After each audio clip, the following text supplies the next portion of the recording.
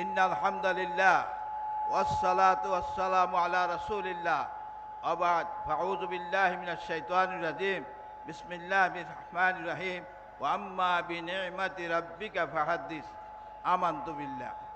আজকের অনুষ্ঠানে জনাব সভাপতি, প্রধান অতিথি, বাংলাদেশের মাটি ও মানুষের নেতা এবং আগামী জাতীয় সংসদ নির্বাচনে সম্ভাব্য প্রধানমন্ত্রী জনাব শফিকুর রহমান, অন্যান্য নেতৃবৃন্দ, সম্মানিত ভাইরা, আমি একটি কথাই বলতে চাই যে আমিরে জামাতের আরও প্রোগ্রাম আছে, একটি কথাই বলতে চাই, উনি মেহেরবানি করে এসেছেন, এই জন্য আমরা সবাই আনন্দিত এবং দোয়া করবেন যে 5টি আসন যাদেরকে দেওয়া হয়েছে এই তারাই যেন বিজয় লাভ করতে পারে, এই আশাবাদ ব্যক্ত করে এই দেশ থেকে জুলুম, নির্যাতন, ছাতাবাজি বন্ধ করে ইসলামী রাষ্ট্র প্রতিষ্ঠা করার আহ্বান রেখেই আমার কথা শেষ করছি।